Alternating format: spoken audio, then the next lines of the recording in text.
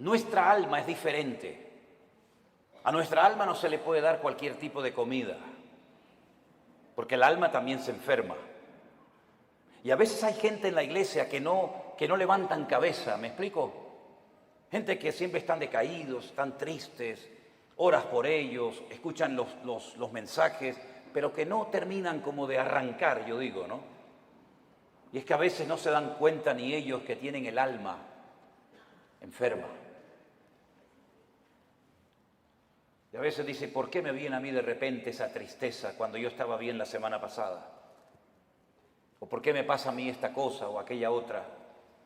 Y es que uno tiene que ir al manual, a la escritura, y pedirle al Señor olfato y discernimiento espiritual.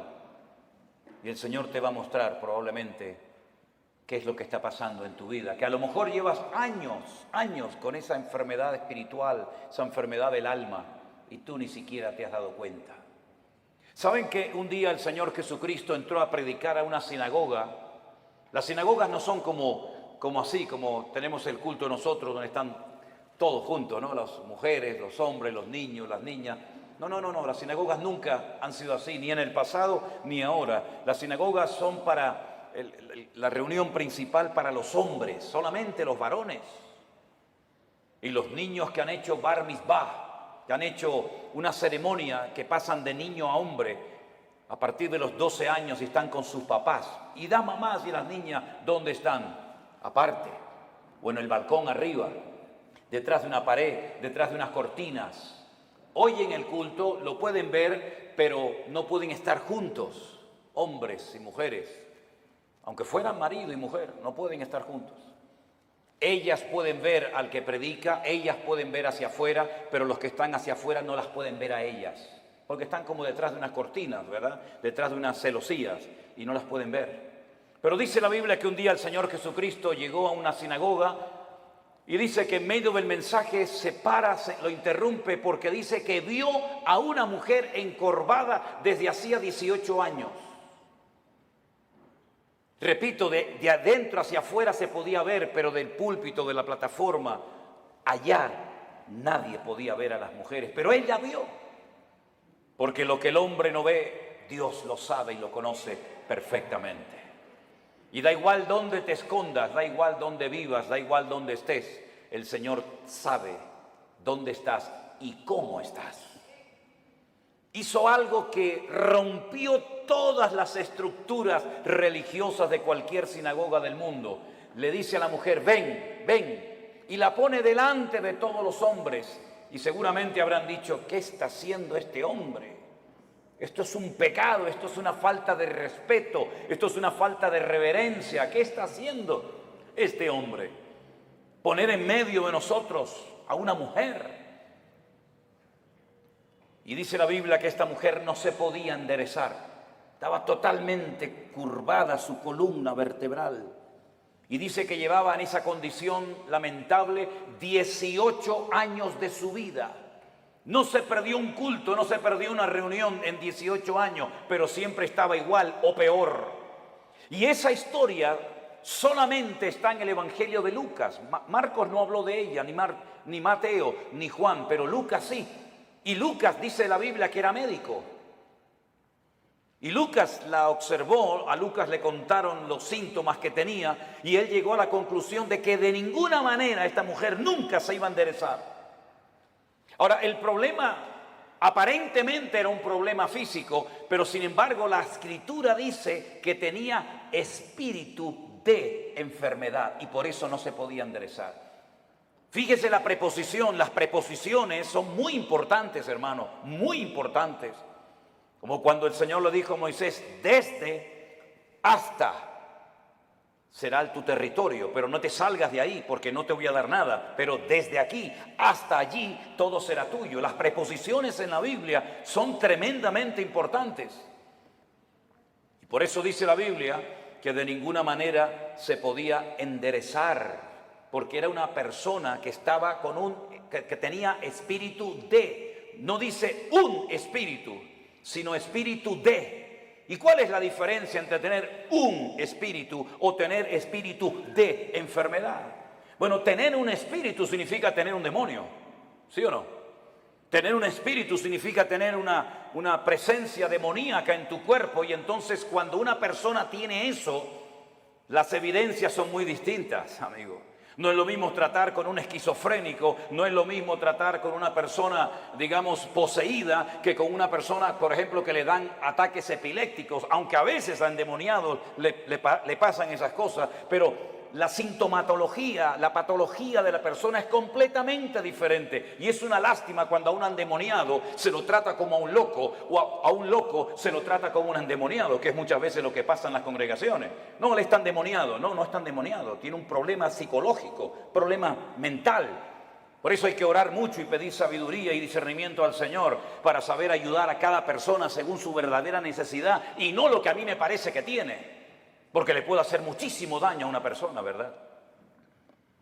Ella tenía espíritu de enfermedad, una tendencia a la enfermedad, una tendencia a ese tipo de problemas que se manifestaban evidentemente de una forma física. Es como personas que tienen tendencia al desánimo, tendencia a la depresión, una tendencia, ¿verdad?, a la crítica, una tendencia al desánimo. Cada uno de nosotros tenemos áreas de debilidad dentro de nosotros, ¿sí o no? Claro que sí, unos más y unos menos, unas más evidentes que otras, pero todos tenemos tendencia, ¿verdad? Hay gente que tiene tendencia a hablar más de la cuenta, ¿sí o no? Bueno, aquí no en Guatemala porque ustedes están en un nivel espiritual diferente al nuestro, ¿no? Pero hay gente que tiene una tendencia a... Me dijo una hermana, dice, hermano, ¿usted cree que yo tengo don de lenguas? Y la miré así de arriba abajo y le digo, no sé si lo suyo es don de lengua, pero tiene una lengua que parece un don, hermana. ¿Sabe? Así que esta mujer tenía espíritu de enfermedad. Jesús, cuando oró por ella, no se manifestó como el endemoniado gadareno, revolcándose, pateando, con espumarajos, con actos de violencia, sino que ella no se movió, no le pasó nada, no hizo nada dramático, no hizo un show, no hizo un espectáculo, sino que el Señor dice que puso las manos sobre ella, cosa que nunca hizo con ningún endemoniado, y le dijo, mujer, eres libre de tu enfermedad. Y entonces dice que ella inmediatamente se endereza. Y claro, el principal de la sinagoga, ante semejante milagro, tenía que haber dicho, gloria a Dios, qué bendición que a esta hermana, que la hemos tenido 18 años en la congregación, por fin puede enderezar su vida y hacer una vida normal. ¿No hubiera sido lo más lógico esa reacción? Pues no fue esa la reacción. No le gustó nada, no le gustó nada lo que estaba sucediendo allí. Y entonces se levanta y dice, 6 días hay en que se debe trabajar. En estos vengan, pero no en día de reposo.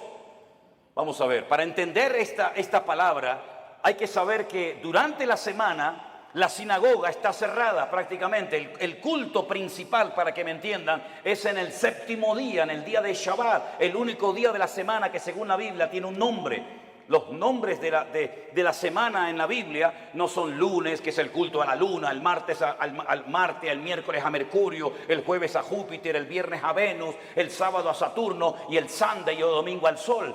En la Biblia los nombres de la semana no tienen nombres, tienen números: día primero, día segundo, día tercero, día cuarto, día quinto, día sexto, Shabbat. El único día que tiene nombre es el 7º, porque el domingo es el primer día de la semana. Luego, cuando la gente va a la sinagoga es en el día de reposo, y él lo que está diciendo, venid durante la semana, pero no en día de reposo. Entonces, si en día de reposo no me dejas venir y durante la semana está cerrada, ¿qué es lo que está diciendo este hombre? No me vengan a molestar ni a cambiar mis estructuras religiosas en la iglesia o en la sinagoga, porque no lo voy a permitir. Ante semejante explicación, el Señor Jesucristo se levanta y le dice en el culto, en la reunión, hipócrita. Oye, qué culto tan interesante fue ese, ¿eh? Una mujer que sale detrás de una cortina, que se endereza, el otro que no sé qué, el otro que... Fue un culto muy interesante ese día, ¿eh? Cómo me hubiera gustado estar a mí allí, ¿no? Cuando el Señor se le queda mirando a este y le dice hipócrita, yo le hubiera dicho, dale, Señor, dale más. Hipócrita. No se levantan ustedes en día de reposo, que según ustedes no se puede hacer esto, ni esto, ni esto, ni aquello, ni aquí, ni para allá, y desatan su buey del pesebre y lo llevan a beber, y luego lo traen otra vez. Y a esta hija de Abraham, que Satanás la tenía atada, la tenía ahí oprimida, no se le debía de desatar en el día de reposo. No dijo liberar, dijo desatar, que es diferente. ¿Cómo es posible que hayas tenido en tu congregación 18 años a una mujer en esta condición y no has movido ni un dedo? Y vengo yo y hace un milagro el Señor a través de su vida y su ministerio, y te enfadas y te enojas por lo que ha sucedido. ¿Saben que hay personas que no quieren que Dios les sorprenda? Hay gente que no quiere cambiar, hay gente que está cómoda, hay gente que está muy cómoda, muy apoltronada con su rutina religiosa, pero el Señor ha venido para romper estructura. El Señor ha venido a su casa a hacer lo que quiere, porque al fin y al cabo la iglesia no es suya ni mía. La iglesia es la casa de Dios y Él es la cabeza, yo soy el cuerpo.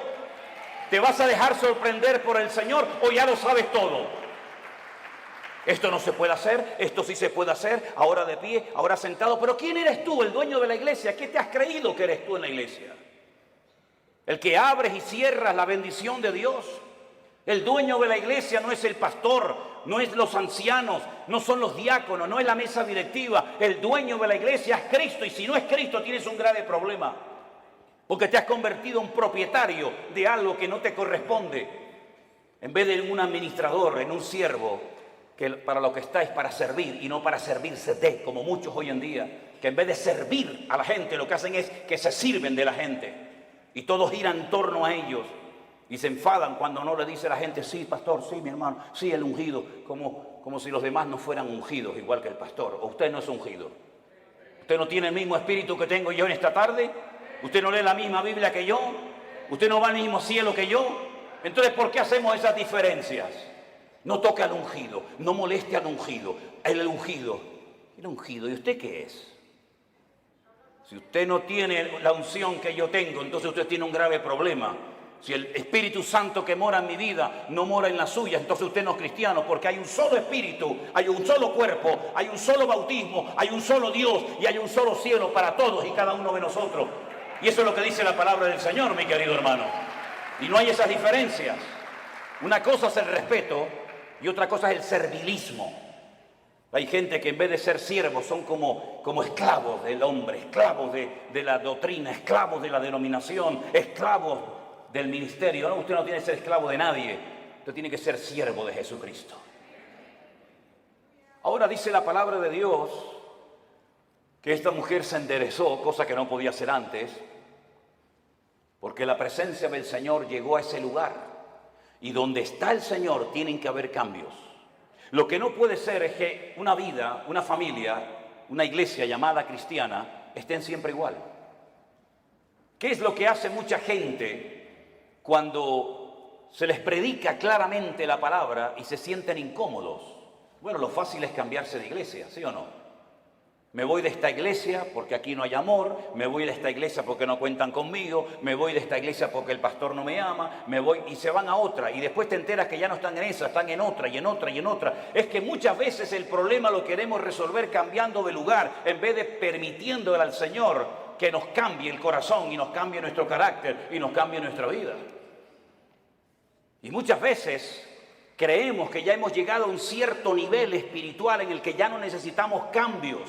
Y la pregunta es, ¿cuántos de los que están aquí presentes quieren cambiar y quieren honrar y quieren glorificar al Señor? Levante su mano. Pues entonces, como Dios lo va a hacer a través de pruebas. Hoy se habló aquí de pruebas. ¿Saben? Dios no tiene que pedirle permiso a usted ni a mí para probarnos. Para nada.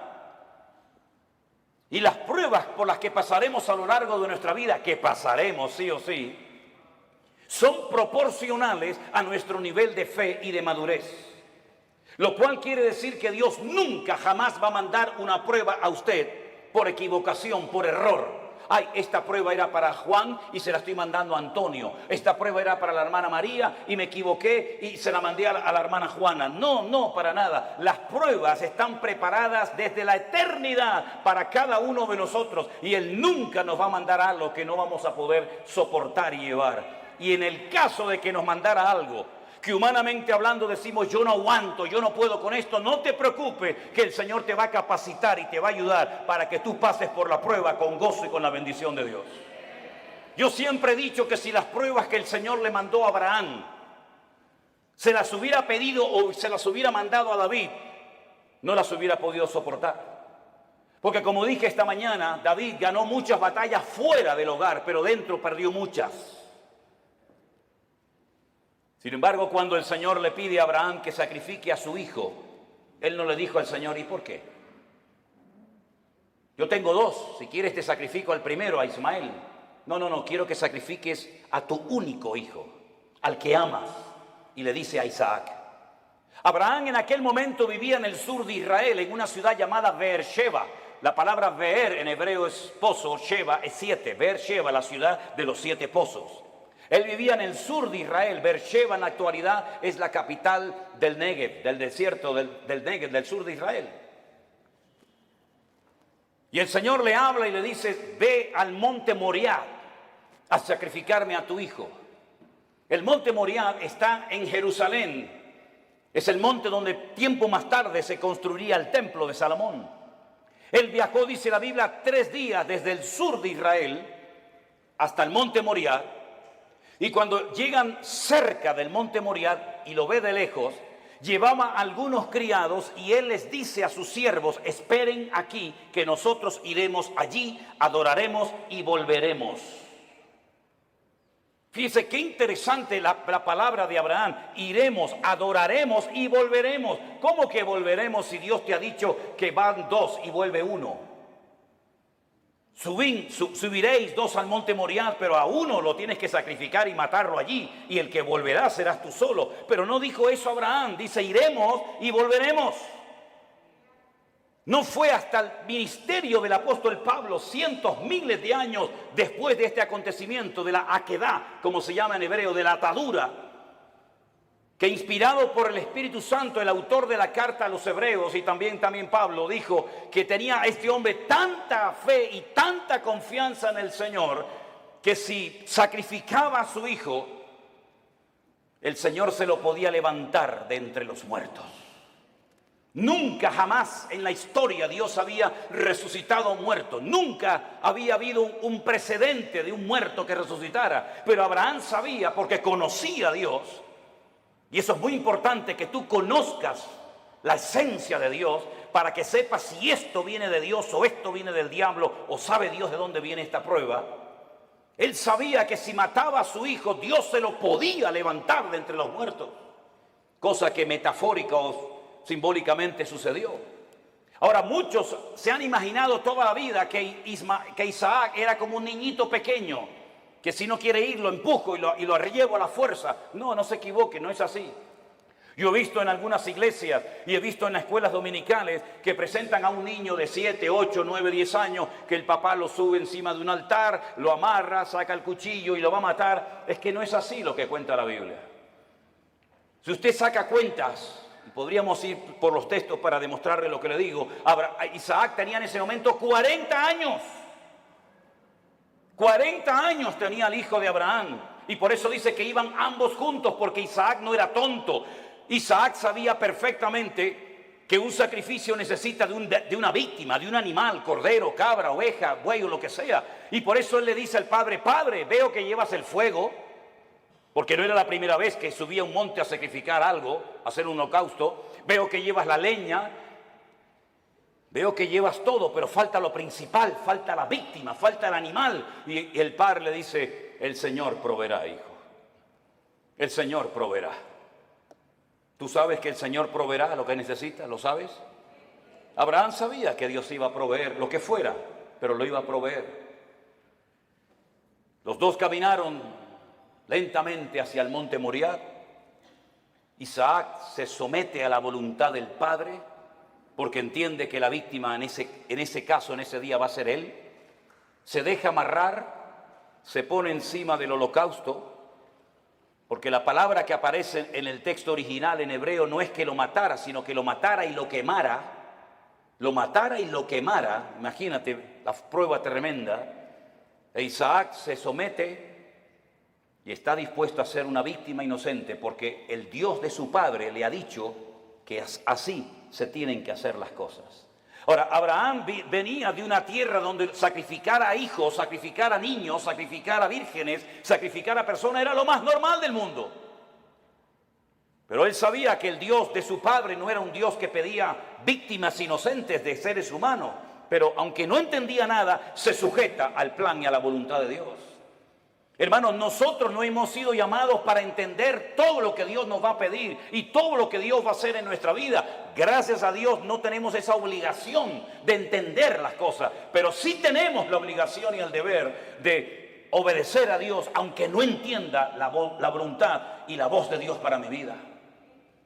Isaac no dijo, ¿y por qué yo? ¿Y por qué no Ismael? ¿Y por qué esto? ¿Y por qué aquello? Sino se sujetó. Silencio absoluto. ¿Oyen ustedes a Isaac hablando con su padre? ¿Oyen ustedes a Isaac quejándose contra Dios? En absoluto. Porque Isaac en ese momento, aunque él no era consciente, es un tipo de Cristo, sometiéndose a la voluntad del Padre Eterno, entregando su vida por todos y cada uno de nosotros. Y en el momento en el que Abraham va a sacrificar a su hijo, dice que se oyó una voz del cielo diciendo, alto Abraham, no lo hagas. La prueba no se produjo porque Dios quería comprobar la obediencia de Abraham. Es que Dios no te prueba a ti, mi hermano, ni a ti, mi hermana, para saber cómo vas a reaccionar.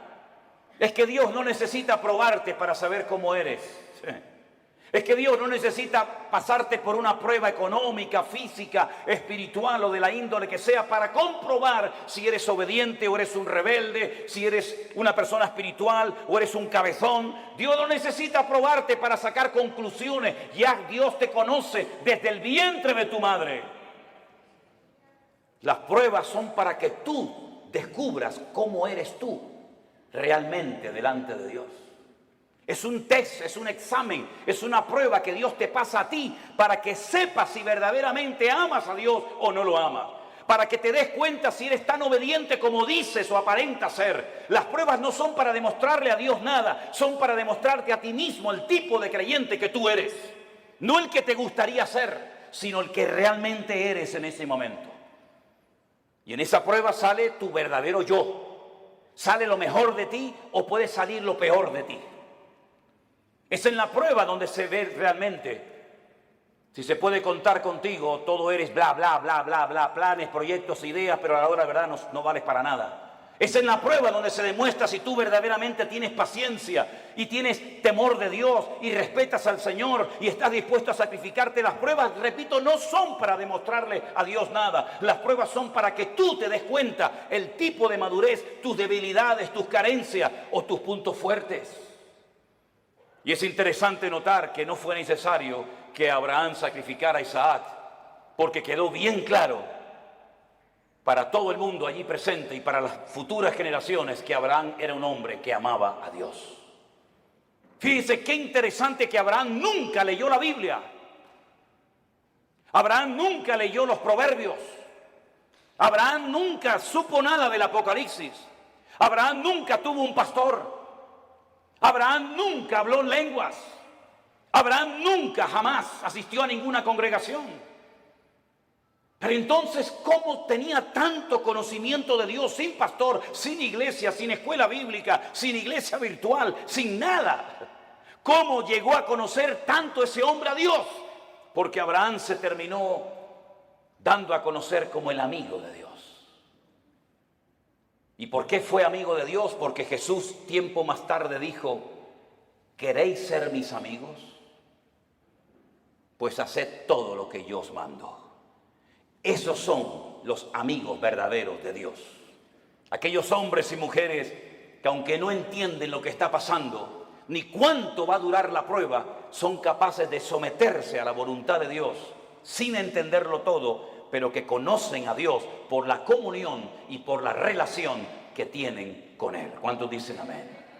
Lo mismo le pasó a José. José nunca fue a ninguna iglesia. José nunca tuvo un pastor que le instruyera, que le ayudara, que le aconsejara. José nunca leyó la Biblia, pero cuando llegó el momento de la prueba más grande de su vida, Él salió corriendo porque él dice, ¿cómo voy yo a pecar contra mi Dios haciendo semejante cosa? ¿Cómo él sabía si no estaban los 10 mandamientos escritos? No estaba ni una palabra, ni una coma, ni una tilde de la Biblia escrita. ¿Cómo él sabía que eso no le agradaba a su Dios? Porque el que conoce a Dios sabe lo que a Dios le agrada y lo que Dios abomina. ¿Por qué hay tanta gente en las iglesias hoy en día que están todo el santo día pidiendo confirmación? ¿Me puede el Señor confirmar si estoy llamado o no? ¿Me puede el Señor confirmar si tengo que ir allí o no? ¿Qué confirmación necesitas tú, mi hijo? Lea la Biblia, métase en la comunión con el Señor y no va a necesitar que nadie le ponga la mano encima para que le diga lo que usted tiene que hacer. Esa dependencia enfermiza de la oveja, del pastor, como si el pastor fuera su papá, como si el pastor le tiene que decir, vaya al baño ahora. No, ahora no vaya al baño, vaya para allá. No, eso no es así, hay que ya crecer, hay que madurar, hay que aprender a ser autodidactas, porque llegará el momento que no existirá iglesia virtual, que no nos dejarán predicar en YouTube, que no nos dejarán predicar en Facebook. Llegará un momento que nos arrancarán las Biblias, llegará un momento que nos perseguirán, y en ese momento todo lo que han aprendido, si es que han aprendido algo, es lo que te va a mantener firme contra los ataques que vendrán en el futuro, mi querido hermano. No dependa de mí, por el amor de Dios, no dependa de la iglesia, dependa del Dios Todopoderoso, aleluya. Y si no lo aprende, dudo que aguantes la prueba, porque la prueba solamente la aguantan los que aman a Dios. Yo he descubierto eso, hermanos. Las pruebas no las sacan con buena nota, con buena calificación los que han aprendido a cantar muy bien. Las pruebas no las aprueban aquellos que saben, digamos, predicar muy lindo. No, las pruebas las aprueban con muy buena nota los que en el fondo aman a Dios con toda su alma y con todo su corazón. Porque cuando una persona ama, hace cualquier locura. Cuando una persona ama, está dispuesta a poner a un hijo sobre un altar y degollarlo como si fuera una bestia. Cuando una persona ama, es capaz de oír de los labios de Cristo, vas a morir crucificado como yo. Y Pedro dice, tú sabes que yo te amo, Señor. Cuando una persona ama, está dispuesta a estar solo en una cárcel, sabiendo que no estoy solo, sino que Él está conmigo y puedo terminar mi carrera y guardar la fe. Y cuando uno ama a Dios de todo corazón, puede escribir una carta diciendo, en mi primera defensa ninguno estuvo a mi lado, todos me desampararon. Pero no lo habla desde la amargura, no lo habla desde el rencor o el resentimiento, sino que dice, no se preocupen, hermano, Demas me abandonó, Alejandro me causó muchos males, el otro se fue por aquí, el otro se fue por allá, me sacaron de la celda, me llevaron al juicio, nadie estuvo a mi lado, pero el Señor estuvo a mi lado y me dio fuerzas, aleluya, y me guardó de la boca del león. En el peor momento de su vida, cuando todos, Timoteo, Tito, Priscila, Aquila, Silas, el otro, tenían que estar con Pablo, ni uno apareció. Pero el Señor estuvo a mi lado y me libró de la boca del león y me seguirá librando. A Él la gloria y la honra y el imperio por los siglos de los siglos, dice Pablo. A ese nivel tenemos que llegar. A ese nivel de fe, a ese nivel de madurez, a ese nivel de esfuerzo y sacrificio es al que tenemos que llegar todos y cada uno de nosotros. Porque todos vamos a ser probados en mayor o en menor medida. Y dice la Biblia que los que son fieles y aman al Señor, Dios nos guardará de la hora de prueba que ha de venir sobre todas las naciones de la tierra. Hace años atrás la gente de Europa venía a América, cuando el continente europeo quedó totalmente arrasado por la Segunda Guerra Mundial. Alemania quedó destrozada completamente, Italia quedó destrozada, toda Europa plagada de muertos, edificios derrumbados, familias destruidas, 6 millones de judíos asesinados en los campos de exterminio nazi. No había esperanza, no había trabajo, no había comida, no había nada. La gente cogía barcos y se iban a Argentina, se iban a Cuba, se iban a Venezuela, como mis antepasados se fueron en barcos de vela a Cuba, Argentina, a Venezuela, porque eran países que ofrecían una esperanza a millones de personas que lo habían perdido todo, padre, madre, salud, casa, de todo. Pero ya eso pasó a la historia, mis queridos hermanos. Y más ahora que hemos conocido y hemos descubierto la perla de gran precio, que es nuestro Señor Jesucristo. Yo no necesito ir a los Estados Unidos para ser bendecido. Yo no necesito irme a países árabes o a Dubái, porque allá hay mucho trabajo. ¿Es que acaso el Dios de Guatemala o el Dios de Nicaragua o el Dios de Haití o el Dios de Cuba o el Dios de Japón es más pequeñito que el Dios de allá? ¿No ha dicho el Señor, yo estaré contigo todos los días hasta el fin del mundo? ¿No nos ha demostrado el Señor que eres el dueño de la plata y del oro? Que no es mi esfuerzo personal, sino es la misericordia y la grandeza de Dios lo que a mí me permite hoy comer, vivir, respirar y tener victoria en mi vida. Permítame decirles que este muchacho que estuvo a punto de ser sacrificado, imitando o intentando imitar el ejemplo de su padre, cuando hubo miseria y los animales no tenían pasto para comer y faltaba el agua en los pozos, él sintió en su corazón hacer lo mismo que hizo su padre, que ir a Egipto. Oye, cada vez que había hambre y miseria en Canaán, siempre había de todo en Egipto. Nunca faltaba el agua, nunca faltaba el pasto, siempre en Egipto había de todo. Y el Señor le dice a Isaac, no vayas a Egipto.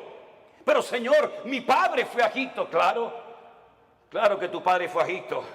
Y Egipto se le metió en su casa. ¿O no te acuerdas de tu hermanito Ismael, de quién nació? Y no te acuerdas de doña Agar, no te acuerdas que se fue de Egipto, pero Egipto se le metió en la casa.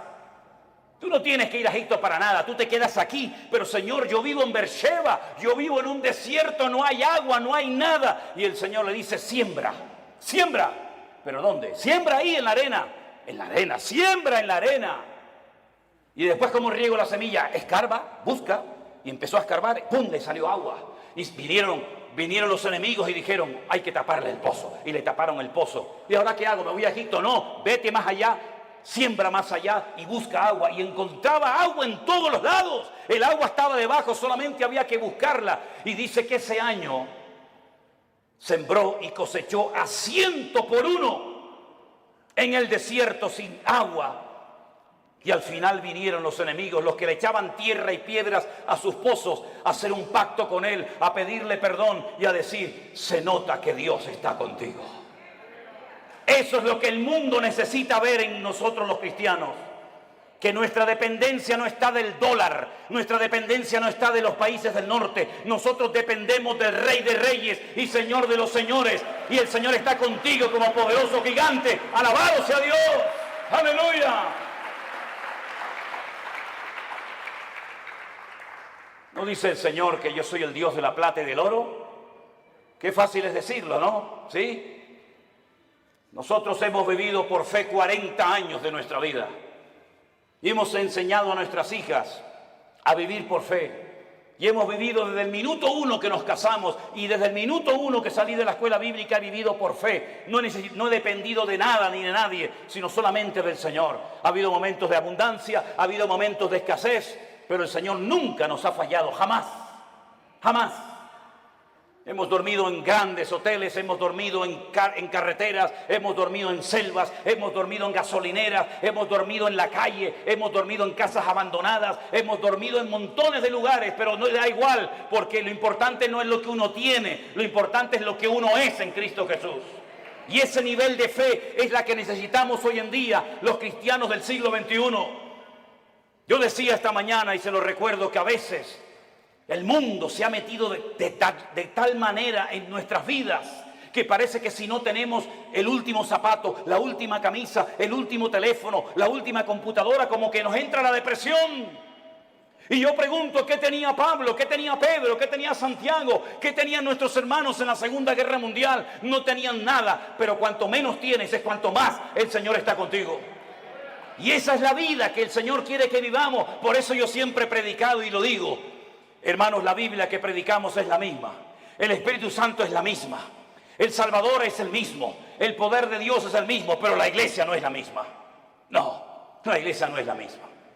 He conocido cristianos en Estados Unidos, mejor dicho, pastores, que me dicen, ¿saben lo primero que me pregunta una persona cuando viene a nuestra iglesia pensando en la posibilidad de hacerse miembro de la iglesia? Digo, no, dice, ¿tienen buenos aparcamientos, buenos estacionamientos para los carros aquí? ¿Sí? ¿Tienen aire acondicionado las clases de los niños? ¿Sí? ¿Las butacas de la iglesia son de madera o son así mulliritas? Y cuando pasan la lista y tienen todo lo que sus necesidades demandan, ¿se hacen o no miembros de esa iglesia? Yo te mandaría un tiempo a África, a Corea del Norte, a Irán, a Pakistán y a lugares donde los hermanos a escondidas de noche tienen que ir con un pico y una pala a romper bloques de hielo así de gordo y bautizarse en lagos helados para que no los maten las personas que están a su alrededor. Te mandaría a lugares donde solamente hay una Biblia para toda la iglesia y los hermanos se la pasan de unos a otros durante varios días y la copian a mano. Y yo tengo Corintios, yo tengo Efesios, yo tengo Gálatas, yo tengo Romanos, yo tengo los Proverbios, porque hay una sola Biblia para toda la iglesia. Cuando estábamos en Kenia y nos enfermábamos y lo primero que pensamos era en ir al médico, los de allí nos decían, no, no hace falta. ¿Cómo que no? Dice, no, vamos a orar, vamos a orar. Porque sabían que tal vez no tenían dinero para medicinas, pero tenían a su alcance el poder de Dios. Nos hemos hecho tan burgueses espiritualmente hablando que si se retrasa la comida 10 minutos ya nos ponemos nerviosos. Nos ponemos tan nerviosos cuando faltan determinadas cosas y después algunos me dicen, no, yo quiero servir al Señor. Me vino uno una vez a la iglesia y me dice, yo quiero servir al Señor. Y estaba de pie y yo estaba poniendo la moqueta en la iglesia con un señor ya muy mayor. Y le digo, ¿y por qué no te agachas y me ayudas a poner la moqueta de la iglesia? Y me dice, es que yo soy cantante, yo soy músico. Digo, tú eres un idiota. No, que cantante y músico. Los cantantes y los músicos no trabajan. La Biblia dice que el que no quiere trabajar, que no coma, es decir, que se muera de hambre. Eso dice la Biblia, ¿eh? No quiere trabajar, no coma. Y el que no come ya sabe lo que le pasa. ¿No trabajaba el Señor? Dice, yo trabajo y hago la obra del que me envió. En otras palabras, mis queridos hermanos, la iglesia tiene que despertar y darnos cuenta de que si la iglesia sigue viviendo como ha vivido en estos últimos 30, 40, 50 años, por eso la iglesia entró en una decadencia, por eso el mundo se metió en la iglesia, por eso la gente ha salido herida, por eso la gente ha comido veneno y comida caducada en las congregaciones. ¿Por qué? Porque nos hemos agarrado a cosas y hemos convertido la iglesia en el campo, cuando la Biblia dice que el campo es el mundo, no la iglesia. Y por eso para algunos la iglesia virtual era una locura, porque necesitan el púlpito, necesitan la banca, necesitan tocar. Y el Señor nos ha enseñado que sin púlpito, sin banca, sin nada, el Señor ha alimentado y bendecido a su pueblo en todas las naciones de la tierra. Por eso yo les animo a todos y a cada uno de ustedes que no olviden todo lo que hemos aprendido desde marzo del 2020 hasta el día de hoy. Que no tengamos una amnesia, sino que recordemos todo lo que el Señor nos ha venido enseñando y mostrando día a día. Estos testimonios de gente cambiada, estos testimonios de gente sanada, testimonios de familias restauradas, todo esto lo ha hecho el Señor sin necesidad de que una persona sea la estrella y el protagonista. La obra la ha hecho el Señor nuestro Dios, al cual le damos a Él siempre toda la gloria y toda la honra. Aleluya. Así que, mi querido hermano, Dios sí que nos guardará de las pruebas, claro que sí, pero nuestro nivel de madurez tiene que ser elevado. Me sorprendió mucho cuando fuimos a la cárcel el otro día, los pastores, sí, pastores que están allí también cumpliendo condena, privados de libertad, pero saben que ese es el momento y el lugar donde tienen que estar atendiendo y ministrando a otras personas. Cada uno de nosotros tenemos un lugar en el cuerpo de Cristo. Yo sé cuál es el mío y cuál no es el mío. Pero yo quiero que usted cierre sus ojos en esta tarde y a partir de hoy se proponga seriamente decirle al Señor cuál es mi sitio y cuál no es mi sitio. ¿Qué tengo que hacer?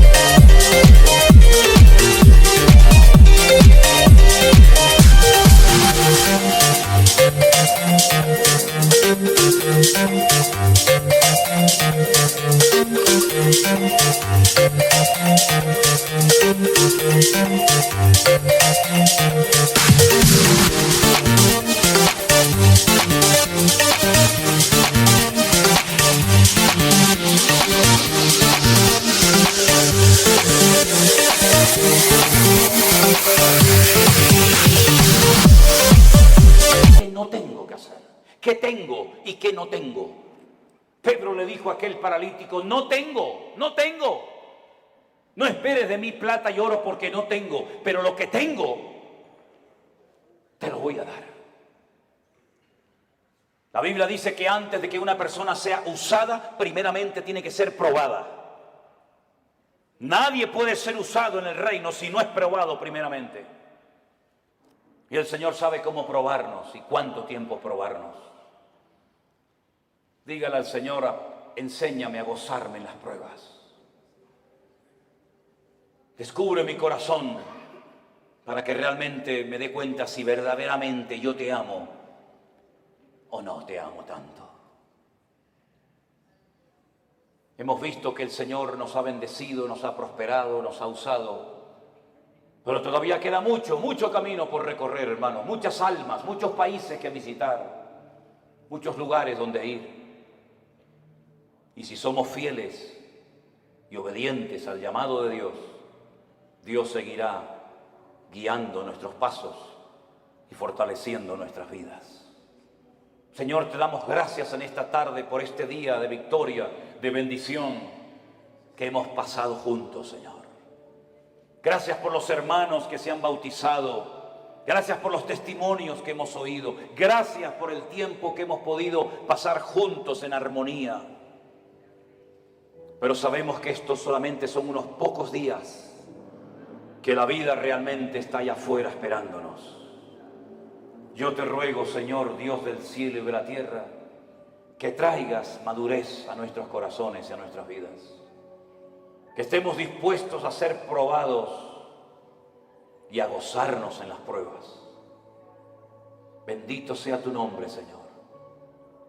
Busque a alguien en este momento y ore con él junto, por favor. Busque a alguien, sea esposo, sea su marido, sus hijos, un hermano que no conoce de nada, da igual. En estas reuniones, en estos encuentros que hacemos, se produce algo muy bonito. Y es ver hermanos de la misma ciudad que no se conocían, que aquí en estas reuniones se conocen. Hermanos que no se conocían de nada antes, ahora se hacen amigos y se dan abrazos. En estos lugares le hemos demostrado al mundo que somos capaces de juntarnos con hermanos pentecostales, con hermanos bautistas, con hermanos metodistas, con hermanos de cualquier denominación. Y somos capaces de juntarnos juntos y alabar a Dios y honrar a Dios sin levantar en alto una bandera, sin levantar en alto el nombre de un hombre o de una denominación. Dios está rompiendo barreras, hermanos queridos. Pastores de diferentes iglesias vienen a nuestros encuentros, vienen a nuestras reuniones y juntos alabamos al Señor. Y eso es algo milagroso que nunca se había dado, o por lo menos hace mucho tiempo. Aquí nos juntamos hermanos de diferentes nacionalidades, ricos, pobres, blancos, negros, hermanos que tienen una tendencia denominacional, hermanos que tienen otra creencia denominacional, hermanos que levantan las manos, hermanos que no levantan las manos, hermanos que hablan en lenguas, hermanos que no hablan en lengua. Eso es lo de menos. Lo que nos une no es eso, lo que nos une es el amor de Dios. Y lo que queremos es impactar al mundo con el amor de Dios en nuestros corazones. Aleluya. Recibe la gloria, mi Dios. Y así orando los unos por los otros, te damos gracias por tu fidelidad. Gracias por tu palabra, Dios mío. Aleluya. Gracias, Señor, por el milagro de la iglesia. Gracias, Señor, por los hermanos que vienen haciendo grandes esfuerzos para venir a comer palabra viva.